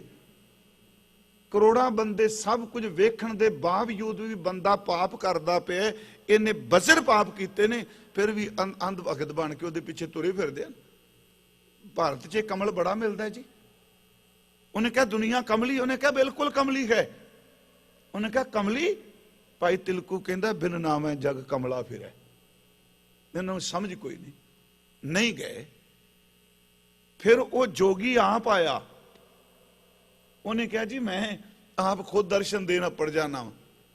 ਜਦੋਂ ਪਤਾ ਲੱਗਾ ਭਾਈ ਤਿਲਕੂ ਨੇ ਅੰਦਰੋਂ ਦਰਵਾਜ਼ਾ ਬੰਦ ਕਰਕੇ ਨਾ, ਦਰਵਾਜ਼ਾ ਬੰਦ ਕਰਕੇ ਅੰਦਰੋਂ ਕੁੰਡੀ ਲਾ ਲਈ। ਉਹ ਬਾਹਰ ਖਲੋ ਕੇ ਕਹਿੰਦਾ ਮੈਂ ਆਇਆ ਵਾਂ। ਉਹ ਕਹਿੰਦਾ ਮੈਂ ਤੇਰੇ ਦਰਸ਼ਨ ਹੀ ਨਹੀਂ ਕਰਨੇ। ਉਹ ਕਹਿੰਦਾ ਮੇਰੇ ਦਰਸ਼ਨ? ਕਹਿੰਦਾ ਤੇਰੇ ਦਰਸ਼ਨ ਕੀਤਿਆਂ ਸੁਣਿਆ ਵੀ ਸਵਰਗ ਮਿਲਦਾ ਹੈ। ਮੈਂ ਸਵਰਗ 'ਚ ਨਹੀਂ ਜਾਣਾ, ਮੈਂ ਗੁਰੂ ਜੀ ਦੇ ਚਰਨਾਂ 'ਚ ਰਹਿਣਾ ਚਾਹੁੰਦਾ, ਮੈਂ ਸਵਰਗ ਨਹੀਂ ਜਾਣਾ। ਪਿਆਰਿਓ ਯਾਦ ਰੱਖਿਓ, ਇੱਕ ਪਾਸੇ ਇੰਨੀ ਭੀੜ, ਇੱਕ ਪਾਸੇ ਇਕੱਲਾ ਬੈਠਾ ਸਿੱਖ। ਉਹਨੇ ਫਿਰ ਨਾਥ ਨੇ ਅੱਗੋਂ ਕਿਹਾ, ਉਹ ਜੋਗੀ ਕਹਿੰਦਾ ਦਰਵਾਜ਼ਾ ਖੋਲ, ਮੈਂ ਸੱਚੀ ਤੈਨੂੰ ਦੱਸਾਂ ਮੈਂ ਆ ਦੁਨੀਆ ਦੀ ਜਿਹੜੀ ਪੰਡ ਚੁੱਕੀ ਫਿਰਨਾ ਸ਼ੌਹਰਤ ਦੀ, ਮੈਂ ਜੋਗੀ, ਮੈਂ ਸਭ ਕੁਝ ਛੱਡ ਕੇ ਤੇਰੇ ਦਰਸ਼ਨ ਕਰਨਾ ਹੈ। ਅਮਾ ਮੈਨੂੰ ਉਸ ਗੁਰੂ ਕੋ ਲੈ ਜਾ ਜਿਨੇ ਤੈਨੂੰ ਇਹ ਦਾਤ ਦਿੱਤੀ ਹੈ। ਇਹਦਾ ਮਤਲਬ ਉਹਨੇ ਸਾਧਨਾ ਕੀਤੀ ਪਰ ਉਹ ਅੰਦਰ ਸ਼ਾਂਤ ਨਹੀਂ ਸੀ। ਫਿਰ ਭਾਈ ਤਿਲਕਾ ਜੀ ਉਹਨੂੰ ਗੁਰੂ ਅਰਜਨ ਸਾਹਿਬ ਦੇ ਕੋਲ ਲੈ ਕੇ ਆਏ। ਮੈਂ ਆਪ ਨੂੰ ਬੇਨਤੀ ਕਰਾਂਗਾ, ਇਹ ਰਿੱਧੀਆਂ ਸਿੱਧੀਆਂ ਨਾਮ ਦਾ ਰਸ ਥੋੜਾ ਜੀ ਇਹਦੇ ਚ। ਰਿੱਧ ਸਿੱਧ ਸਭ ਮੋਹ ਹੈ, ਨਾਮ ਨਾ ਵਸੈ ਮਨ ਆਏ। ਆਪ ਰੋਜ਼ ਪੜ੍ਹਦੇ ਹੋ, ਭੁਗਤ ਗਿਆਨ ਦਇਆ ਭੰਡਾਰਨ ਘਟ ਘਟ ਵਾਜੈ। ਨਾਦ ਆਪ ਨਾਥ ਨਾਥੀ ਸਭ ਜਾ ਕੀ, ਰਿੱਧ ਸਿੱਧ ਅਵਰਾ ਸਾਧ। ਇਹ ਨਾਮ ਦਾ ਸਵਾਦ ਨਹੀਂ, ਨਾਮ ਨਾ ਵਸੈ ਮਨ ਆਏ। ਗੁਰੂ ਜੀ ਫਿਰ ਸਾਨੂੰ ਦੱਸੋ ਸਿੱਖ ਕੀ ਕਰੇ? ਕਹਿਣ ਲੱਗੇ ਗੁਰ ਸੇਵਾ ਤੇ ਮਨ ਨਿਰਮਲ ਹੋਵੇ। ਗੁਰੂ ਅਮਰਦਾਸ ਕਹਿੰਦੇ ਗੁਰੂ ਦੀ ਸੇਵਾ ਕਰਿਆ ਕਰ। ਗੁਰੂ ਦੀ ਸੇਵਾ ਨਾਲ ਮਨ ਪਵਿੱਤਰ ਹੁੰਦਾ, ਨਿਰਮਲ ਹੁੰਦਾ। ਉਹਨਾਂ ਨੇ ਕਰਮ ਕਰਕੇ ਦੇਖੇ ਨੇ। 19 ਸਾਲ 6 ਮਹੀਨੇ ਘਰ ਰਹਿਣਾ, 6 ਮਹੀਨੇ ਯਾਤਰਾ ਜਾਂਦੇ ਸਨ ਗੰਗਾ ਦੀ। 19 ਸਾਲ ਜਿਸ ਮਹਾਂਪੁਰਖ ਨੇ 8 ਕਰਮ ਕੀਤੇ ਉਹਨੂੰ ਉਹ ਤਜਰਬਾ ਕਰਕੇ ਕਹਿੰਦਾ ਲੋਕੋ ਗੁਰੂ ਦੀ ਸੇਵਾ ਕਰੋ, ਇਹਦੇ ਨਾਲ ਮਨ ਪਵਿੱਤਰ ਹੋ ਜਾਂਦਾ ਹੈ। ਗੁਰ ਸੇਵਾ ਤੇ ਮਨ ਨਿਰਮਲ ਹੋਵੇ, ਅਗਿਆਨ ਅੰਧੇਰਾ ਜਾਏ। ਜੋ ਅਗਿਆਨਤਾ ਦਾ ਹਨੇਰਾ ਹੈ ਇਹ ਮਿਟ ਜਾਏਗਾ। ਇੱਥੇ ਮੈਂ ਫਿਰ ਆਪ ਨੂੰ ਬੇਨਤੀ ਕਰਾਂ, ਅਗਿਆਨ ਤੇ ਅੰਧੇਰਾ ਦੋਨੋਂ ਸ਼ਬਦ ਨੇ। ਉਂਝ ਵੈਸੇ ਅਗਿਆਨ ਵੀ ਆਪਣੇ ਆਪ ਵਿੱਚ ਹਨੇਰਾ ਹੁੰਦਾ ਹੈ। ਇਹ ਕਿਉਂ ਸਤਿਗੁਰਾਂ ਨੇ ਵਰਤਿਆ ਅਗਿਆਨ ਅੰਧੇਰਾ? ਰਾਏ ਬੁਲਾਰ ਸਾਹਿਬ ਜੀ ਨੇ ਇੱਕ ਵਾਰੀ ਸਤਿਗੁਰੂ ਨੂੰ ਪੁੱਛਿਆ ਅੰਤਲੇ ਸਮੇਂ ਕਿ ਮਹਾਰਾਜ ਜੀ ਇਹ ਹਨੇਰੇ ਨੂੰ ਤੇ ਅਗਿਆਨ ਨੂੰ ਬਰਾਬਰ ਕਿਉਂ ਕਿਹਾ ਜਾਂਦਾ ਹੈ? ਅਗਿਆਨ ਤੇ ਹਨੇਰਾ ਇੱਕੋ ਜਿਹਾ। ਗੁਰੂ ਜੀ ਕਹਿੰਦੇ ਨੇ ਅਗਿਆਨ ਹਨੇਰੇ ਨਾਲੋਂ ਵੀ ਗਾੜਾ ਹੈ। ਪੁੱਛਦੇ ਜੀ ਕਿਵੇਂ? ਕਹਿਣ ਲੱਗੇ ਹਨੇਰੇ ਵਿੱਚ ਆਪਾਂ ਤੁਰਨੇ ਆ, ਸਾਨੂੰ ਹੱਥ ਨਹੀਂ ਦਿਸਦੇ। ਜਦੋਂ ਬਹੁਤ ਹਨੇਰਾ ਹੋਵੇ, ਮੱਸਿਆ ਦੀ ਰਾਤ ਸਮਝ ਲਓ, ਹੱਥ ਨਹੀਂ ਦਿਸਦੇ, ਪੈਰ ਨਹੀਂ ਦਿਸਦੇ, ਕੱਪੜਿਆਂ ਦਾ ਰੰਗ ਨਹੀਂ ਦਿਸਦਾ, ਰਸਤਾ ਨਜ਼ਰ ਨਹੀਂ ਆਉਂਦਾ, ਜ਼ਮੀਨ ਨਹੀਂ ਦਿਸਦੀ। ਪਰ ਇੱਕ ਗੱਲ ਦੀ ਸਾਨੂੰ ਸੋਝੀ ਰਹਿੰਦੀ ਹੈ ਨਾ, ਹੱਥ ਪੈਰ ਨਾ ਦਿਸਣ, ਕੱਪੜੇ ਨਾ ਦਿਸਣ, ਰਾਹ ਨਾ ਦਿਸਦੇ, ਪਰ ਇਹ ਤਾਂ ਪਤਾ ਹੁੰਦਾ ਨਾ ਮੈਂ ਕੌਣ ਹਾਂ, ਮੇਰਾ ਨਾਂ ਕੀ ਹੈ, ਕਿਹੜੇ ਪਿੰਡ ਦਾ ਰਹਿਣ ਵਾਲਾ, ਮੈਂ ਕਿੱਥੇ ਖਲੋਤਾ, ਮੈਂ ਜਾਣਾ ਕਿੱਥੇ ਵੇ। ਹਜ਼ੂਰ ਕਹਿੰਦੇ ਆ ਹਨੇਰੇ ਵਿੱਚ ਨਜ਼ਰ ਨਹੀਂ ਆਉਂਦਾ ਪਰ ਅੰਦਰ ਨੂੰ ਸੋਝੀ ਰਹਿੰਦੀ ਹੈ, ਮੈਂ ਕਿੱਥੇ ਖਾਂ, ਕਿੱਥੇ ਜਾਣਾ ਹੈ। ਪਰ ਕਹਿੰਦੇ ਅਗਿਆਨਤਾ ਦਾ ਹਨੇਰਾ ਜਦੋਂ ਆ ਜਾਂਦਾ ਹੈ ਨਾ, ਉਦੋਂ ਬੰਦੇ ਨੂੰ ਇਹ ਹੀ ਭੁੱਲ ਜਾਂਦਾ ਮੈਂ ਕੌਣ ਹਾਂ, ਮੈਂ ਕਿੱਥੋਂ ਆਇਆ ਹਾਂ। ਗੁਰੂ ਜੀ ਨੇ ਇੱਥੇ ਕਿਹਾ ਭਾਈ ਸੇਵਾ ਕਰਿਆ ਮਨ ਨਿਰਮਲ ਹੁੰਦਾ ਹੈ, ਅਗਿਆਨਤਾ ਦਾ ਹਨੇਰਾ ਕੱਟਿਆ ਜਾਂਦਾ। ਨਾਮ ਰਤਨ ਘਰ ਪ੍ਰਗਟ ਹੋਵਾ। ਨਾਮ ਦਾ ਜਿਹੜਾ ਕੀਮਤੀ ਰਤਨ ਹੈ ਉਹ ਹਿਰਦੇ ਘਰ ਵਿੱਚੋਂ ਪ੍ਰਗਟ ਹੋ ਜਾਂਦਾ ਹੈ। ਨਾਨਕ ਸਹਿਜ ਸਮਾਏ। ਗੁਰੂ ਦੀ ਸੇਵਾ ਕਰਨ ਵਾਲਾ ਨਾ ਜੀ ਇੱਕ ਦਿਨ ਸਹਿਜ ਅਵਸਥਾ ਵਿੱਚ ਟਿਕ ਜਾਂਦਾ ਹੈ। ਇਹ ਗੁਰੂ ਹੀ ਮੇਰ ਕਰਦਾ ਹੈ। ਨਾਨਕ ਸਹਿਜ ਸਮਾਏ। ਇੱਥੇ ਯਾਦ ਰੱਖਿਓ 2 ਤੁਕਾਂ 3 ਤੁਕਾਂ ਚ ਮਨਹਟ ਕਰਮਾਂ ਦਾ ਜ਼ਿਕਰ ਹੈ ਤੇ 2 ਤੁਕਾਂ ਵਿੱਚ ਤਰੀਕਾ ਦੱਸਿਆ ਸਤਿਗੁਰੂ ਦੀ ਕਿਰਪਾ। ਅੱਗੇ ਦੂਸਰਾ ਸ਼ਲੋਕ ਹੈ ਮਹਲਾ 3। ਸ਼ਬਦ ਹੈ ਸਾਧ ਨਾ ਆਇਓ। ਸ਼ਬਦ ਦਾ ਸਵਾਦ ਨਹੀਂ ਆਇਆ, ਸ਼ਬਦ ਦਾ ਰਸ ਨਹੀਂ ਆਇਆ। ਨਾਮ ਨਾ ਲੱਗੋ ਪਿਆਰ, ਨਾਮ ਨਾਲ ਪਿਆਰ ਨਹੀਂ ਪਿਆ।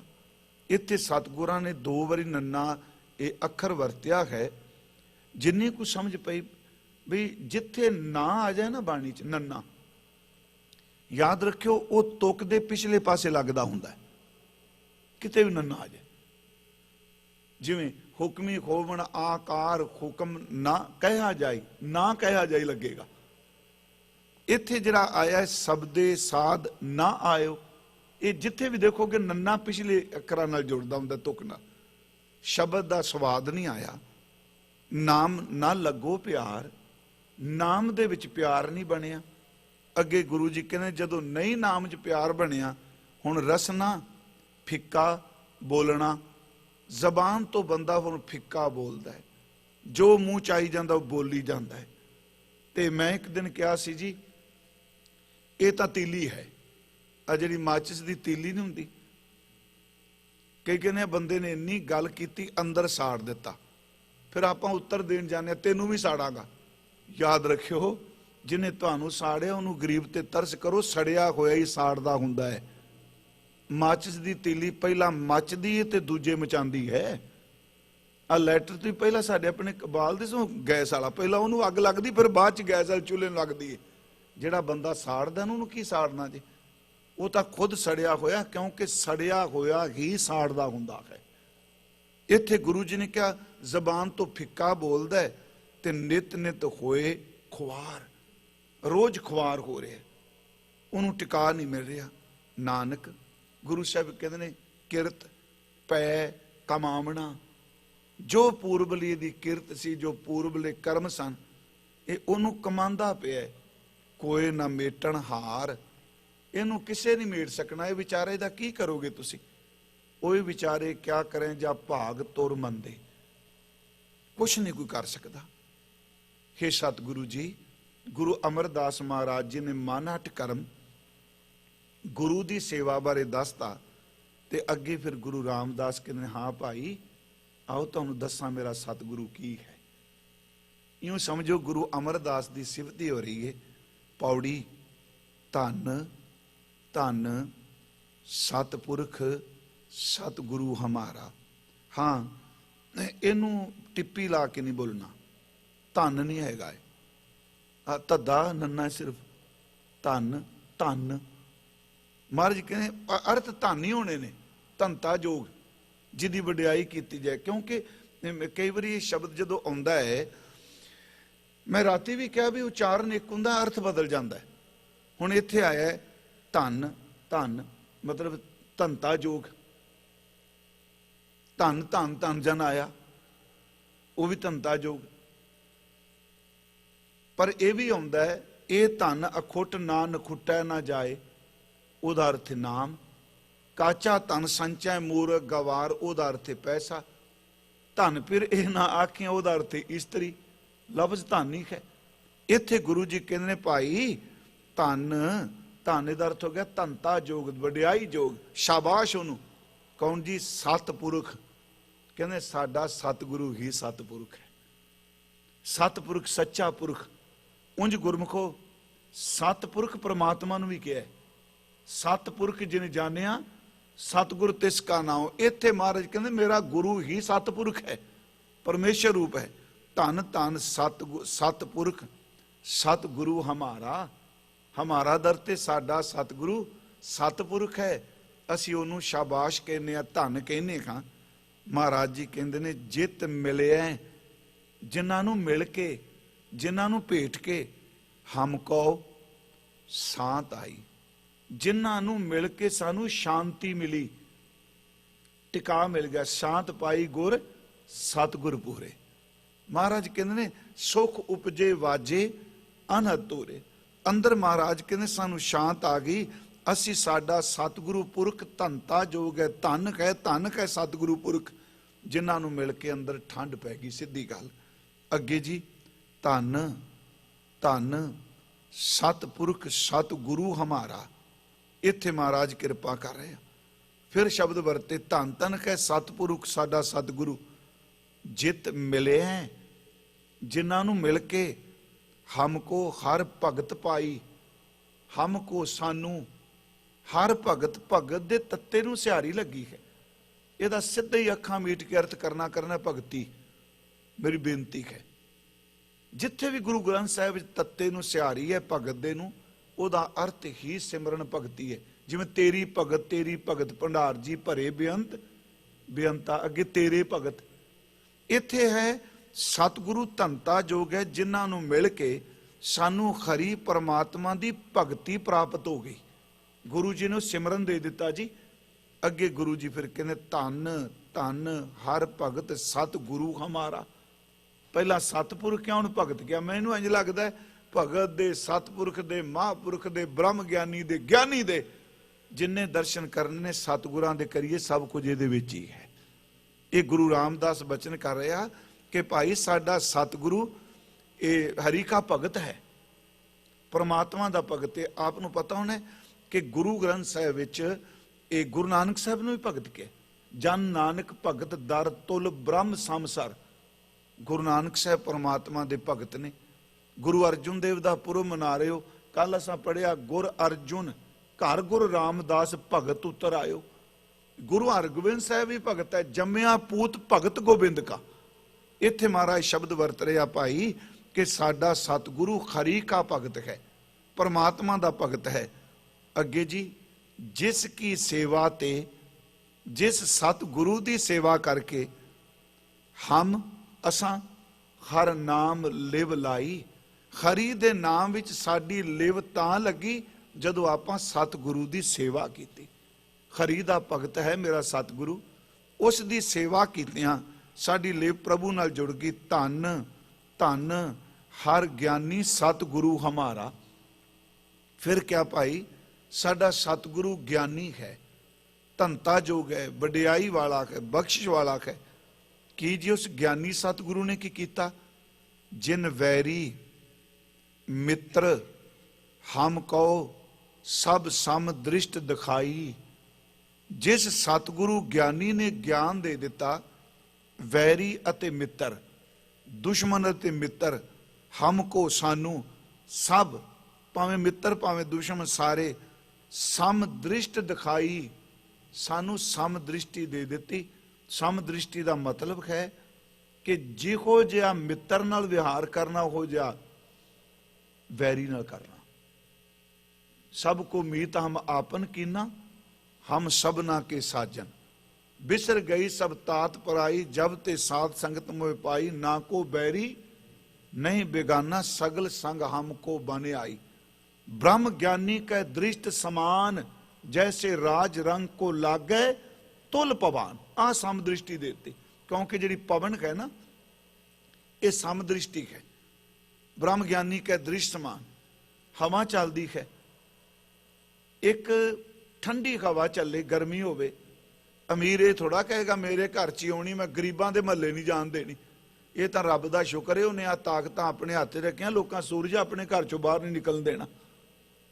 मान लो जेडे पूर्व वाले पासों आ न्यूजीलैंड वाले पासों पहला साल चढ़ता है, तो अगले कहने भी यह साल असीं बिल्कुल नहीं सूरज तुहाडे वल आउण देना। महाराज कहते ने वाहिगुरू ने सम दृष्टि रखी है। हुण पौण चलेगी, उन्हें भिखारी दी कुल्ली विच भी ठंड देनी है, उन्हें अमीर दी कुल्ली विच भी ठंड देनी है, उन्हें भगती करन वाले दी छपरी विच छन विच भी झोंपड़ी विचों भी निकलना है, उन्हें कसाईयां दे काम करन वाले दे घरों भी निकलना है। सम दृष्टि गुरु साहब कहते साडे गुरु ने ना, वैसे गुरमुखो कहना बहुत सौखा जी, बहुत औखी सम दृष्टि। दो चीज़ां सम दृष्टि ते समवर्ती। सम दृष्टि एक बराबर देखना ते इक्को जिहा वरतना, मोदियां तंदां ने नहीं इक्को जिहा वरतिया जांदा। महाराज कहते अपने गुरु जी तो असीं कुर्बान खां। धन धन हर ज्ञानी सतगुरु हमारा, जिन वैरी मित्र हमको सब सम दृष्ट दिखाई। एक बराबर दिखा दिता। धन धन सतगुरु मित्र हमारा। वाह वाह। पहला सतपुरख किया, फिर सच्चे पातशाह महाराज जी ने भगत किया, उस तो बाद ज्ञानी किया, हुण अगला शब्द कह दिता अपना यार भी सतगुरु ही है। धन धन सतगुर मित्र हमारा। साडा मित्र साडा फ्रेंड भी वो है। क्यों जी? जिन हर नाम स्यो हमारी प्रीत बनाई। मेरे मित्र सतगुरु ने ना साडी नाम दे नाल मुहब्बत बना दिती, प्रीत बना दिती। सारे शब्द का निचोड़ है भी गुरमुखो, हठ कर्मां वाले पासे ना पईए, प्रेमा भगती वाल गुरु वाल चलीए। क्योंकि जे सतगुरु घर मेहर च आ गया ना, सतगुरु होए दयाल तां सरदा पूरी है, सतगुरु होए दयाल ना कबू झूरी है, सतगुरु होए दयाल तां दुख ना जाणीए, सतगुरु होए दयाल तां हर रंग माणीए, सतगुरु होए दयाल तां जम का डर केहा, सतगुरु होए दयाल तां सद ही सुख देहा। महाराज कहते ने सतगुरु होए दयाल तां नवनिध पाईए, सतगुरु होए दयाल तां सच समाईए। सारे अज दे हुक्म दा तत्त भाव सतगुरु है। समा समाप्त हो गया, क्योंकि मैं अज भी कल भी कहा सी भी जदों पिछों कीर्तन ना होवे समा आपां वध ला लैने। अज ऐतवार है, समय अनुसार समाप्ति है। 12 बजे आपां फिर आपां दर्शन करने हैं जी। उस पवित्र बाणी दी जी दी विचार आपां 2-3 तो शुरू की, 3 दिनों तो सोहेला ਉਸ ਦੀ ਵਿਚਾਰ ਅੱਜ ਪਹਿਲਾ ਸ਼ਬਦ ਸੰਪੂਰਨ ਕਰਾਂਗੇ। ਅਰਥ ਵਾਹਿਗੁਰੂ ਜੀ ਕਾ ਖਾਲਸਾ ਵਾਹਿਗੁਰੂ ਜੀ ਕੀ ਫਤਿਹ। ਸੁਣ ਵਡ ਭਾਗੀਆ ਹਰ ਅੰਮ੍ਰਿਤ ਬਾਣੀ RAM, ਜਿਨ ਕਾ ਕਰਮ ਲਿਖੀ ਤਿਸ ਹਿਰਦੈ ਸਮਾਣੀ RAM। ਧੰਨ ਧੰਨ ਸ੍ਰੀ ਗੁਰੂ ਗ੍ਰੰਥ ਸਾਹਿਬ ਜੀ ਦੇ ਪਾਵਨ ਦਰਬਾਰ ਦੀਆਂ ਹਾਜ਼ਰੀਆਂ ਭਰ ਕੇ ਸਾਹਿਬਾਂ ਦੀ ਬਖਸ਼ਾਂ ਦੇ ਪਾਤਰ ਬਣ ਰਹੀ ਪਰਮ ਸਤਿਕਾਰਯੋਗ ਸਾਧ ਸੰਗਤ ਜੀਓ, ਵਾਹਿਗੁਰੂ ਜੀ ਕਾ ਖਾਲਸਾ ਵਾਹਿਗੁਰੂ ਜੀ ਕੀ ਫਤਿਹ। ਇਹ ਸਨ ਪੰਥ ਦੇ ਮਹਾਨ ਵਿਦਵਾਨ ਤੇ ਕਥਾਕਾਰ ਸਤਿਕਾਰਯੋਗ ਭਾਈ ਸਾਹਿਬ ਭੁਪਿੰਦਰਪਾਲ ਸਿੰਘ ਜੀ, ਜਿਨ੍ਹਾਂ ਨੇ ਆਪ ਜੀ ਨੂੰ ਅੱਜ ਦੇ ਪਵਿੱਤਰ ਹੁਕਮਨਾਮੇ ਦੀ ਕਥਾ ਸਰਵਣ ਕਰਵਾਈ ਹੈ। ਉਹਨਾਂ ਦਾ ਹਾਰਦਿਕ ਹਾਰਦਿਕ ਧੰਨਵਾਦ ਜੀ। ਤੇ ਦੂਸਰੀ ਕਥਾ ਜੋ ਚੱਲ ਰਹੀ ਹੈ 16 ਸਾਹਿਬ ਦੀ ਪਵਿੱਤਰ ਬਾਣੀ ਦੀ, ਉਹ 12 ਵਜੇ ਭਾਈ ਸਾਹਿਬ ਜੀ ਦਾ ਕਥਾ ਦਾ ਸਮਾਂ ਆਰੰਭ ਹੋਵੇਗਾ, 1:15 ਵਜੇ ਤੱਕ। ਸੋ 1.25 ਘੰਟਾ ਟਾਈਮ ਹੋਵੇਗਾ, ਉਹ ਨੋਟ ਕਰ ਲਓ। ਤੇ ਇੱਕ ਦੋ ਸੂਚਨਾਵਾਂ ਹੋਰ ਸਾਂਝੀਆਂ ਕਰ ਲਵਾਂ ਜਦ ਤੱਕ ਸਾਡੇ ਕੀਰਤਨ ਜਥੇ ਤਿਆਰ ਹੋਏ ਨੇ। ਉਹ ਇਹ ਹੈ ਜੀ ਕਿ 1 ਮਈ ਨੂੰ ਆਰਿਆ ਪ੍ਰਕਾਸ਼ ਜਿਹੜਾ ਦੂਸਰੀ ਪਾਤਸ਼ਾਹ ਜੀ ਦਾ, ਧੰਨ ਧੰਨ ਗੁਰੂ ਅੰਗਦ ਦੇਵ ਜੀ ਮਹਾਰਾਜ ਜੀ ਦਾ, ਉਹ ਵੀ ਆਪਾਂ ਨੇ ਸਵੇਰੇ ਸ਼ਾਮ ਮਨਾਉਣਾ ਹੈ। ਸੋ ਪਰ ਸ਼ਾਇਦ ਉਸ ਦਿਨ ਐਤਵਾਰ ਹੈ, ਸਾਰਾ ਦਿਨ ਹੀ ਪ੍ਰੋਗਰਾਮ ਹੋਏਗਾ ਫਿਰ ਤਾਂ। ਹਾਂਜੀ, ਸੋ ਇਹ ਵੀ ਨੋਟ ਕਰ ਲਈਏ। ਤੇ ਜਿਨ੍ਹਾਂ ਨੇ ਗੁਰਦੁਆਰਾ ਘਰ ਦੀ ਮੈਂਬਰਸ਼ਿਪ ਨਹੀਂ ਲਈ, ਨਵੇਂ ਬਾਹਰੋਂ ਮੂਵ ਹੋ ਕੇ ਆਏ, ਕਿਸੇ ਹੋਰ ਸ਼ਹਿਰ ਤੋਂ ਜਾਂ ਇੰਡੀਆ ਤੋਂ ਹਾਲੇ ਆਏ, ਮੈਂਬਰਸ਼ਿਪ ਨਹੀਂ ਲਈ, ਉਹ ਆਪਣਾ ਅਪਾਇੰਟਮੈਂਟ ਬਣਾ ਲੈਣ ਫੋਨ ਕਰਕੇ। ਨੰਬਰ ਨੋਟ ਕਰ ਲਓ 408 835 7712 ਤੇ। ਸਰਦਾਰ ਕਿਰਪਾਲ ਸਿੰਘ ਅਟਵਾਲ ਨੇ ਸਾਡੇ ਉਹ ਕਮੇਟੀ ਮੈਂਬਰ। ਨੰਬਰ ਉਹਨਾਂ ਨੋਟ ਕਰ ਲਓ ਫਿਰ 408 835 7712 ਤੇ। ਸੋ ਆਓ ਹੁਣ ਆਪਾਂ ਕੀਰਤਨ ਸਰਵਣ ਕਰੀਏ, ਕਿਉਂਕਿ ਕੱਲ੍ਹ ਜੇ ਮੈਂ ਕੀਰਤਨ ਪ੍ਰਧਾਨਾ ਗੁਰਮੁਖ ਜਪੀਆਂ ਲਾਏ ਧਿਆਨ ਨਾਲ ਭਾਈ ਸਾਹਿਬ ਭਾਈ ਓਮਕਾਰ ਸਿੰਘ ਜੀ ਉਹਨੇ ਵਾਲੇ ਆਪ ਜੀ ਨੂੰ ਸਰਵਣ ਕਰਾਉਣਗੇ ਕੀਰਤਨ। ਸਮਾਂ ਨੂੰ ਪਤਾ ਹੈ। ਵਾਹਿਗੁਰੂ ਜੀ ਕਾ ਖਾਲਸਾ ਵਾਹਿਗੁਰੂ ਜੀ ਕੀ ਫਤਿਹ।